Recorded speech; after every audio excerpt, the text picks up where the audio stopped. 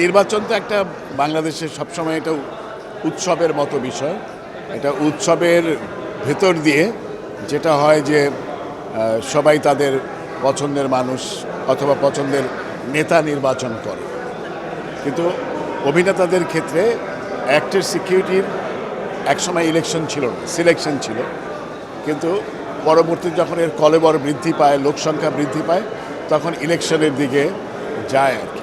তো অবশ্যই এই যে ইলেকশনের জন্য সবার যে স্বতঃস্ফূর্ত অংশগ্রহণ, এটা এক ধরনের মেলার মতো। যেমন আমরা বলছিলাম যে এটা আসলে বলা যেতে পারে ভোট বাজার। আমরা যেখানে মগবাজারে আড্ডা মারি সবাই, তো দেখা যাচ্ছে যে আমার সাথে যে প্রতিদ্বন্দ্বিতা করছে সে আর আমি দুজন বসে কথা বলছি যে আসলে প্রতিযোগিতাটা অথবা প্রতিদ্বন্দ্বিতা কী নিয়ে। প্রতিদ্বন্দ্বিতার নামে আসলে কিছু নাই।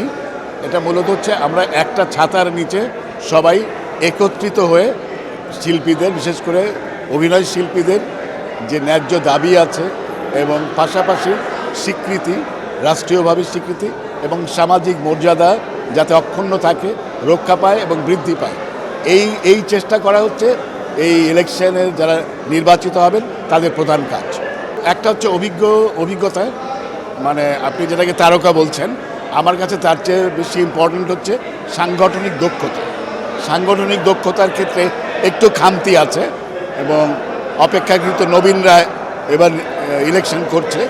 আমার আবার এটা খারাপও কিছু মনে হয় না, কারণ আলটিমেটলি নবীনরাই সব কিছু চালায়, তরুণ প্রজন্মই সব কিছু চালাবে। নির্বাচনের হাক ডাক অনেক দিন ধরেই চলছে। যখন থেকে ইলেকশন হবে বলা হচ্ছে তখন থেকেই নানান জায়গায়, নানান আড্ডায় এটা একটা প্রধান বিষয়, প্রধান আলোচনার বিষয় হচ্ছে অভিনয় শিল্পী সংঘের নির্বাচন। এটা হয়তো মিডিয়াতেওভাবে আসেনি অথবা ফোকাসড হয়নি, কিন্তু আলোচনা হয়েছে বিভিন্ন জায়গায়। এই সংগঠন হচ্ছে বাংলাদেশে যেসব সংগঠন আছে বিশেষ করে শিল্পীদের, তার মধ্যে অভিনয় শিল্পী সংঘ একটু আগানো এর সাংগঠনিক দক্ষতার কারণে, এবং এটা পূর্বে যারা চালিয়েছে তারা তাদের দক্ষতার পরিচয় দিয়েছে, এবং আমার প্রত্যাশা হচ্ছে পরবর্তীতে যাতে এটা আরও বেগবান হয়। শুভেচ্ছা বার্তা আর কিছু নাই, একটা বরং সতর্কতা বার্তা আছে। সতর্কতা বার্তা হচ্ছে আগে যারা ছিল তারা অনেক কাজ করেছে সব, আর প্রত্যেকটা কমিটিরই ভুল ত্রুটি থাকে। আগে যারা ছিল তারা ভুল যা করেছে, ত্রুটি যা করেছে তার চেয়ে অনেক বেশি কাজ করেছে, তাদের কাজের পরিমাণ অনেক, এবং তারা সবসময় বাংলাদেশের সাথে ছিল, শিল্পীদের সাথে ছিল, শিল্পীদের স্বার্থ রক্ষায় নানান ধরনের কাজ করেছে।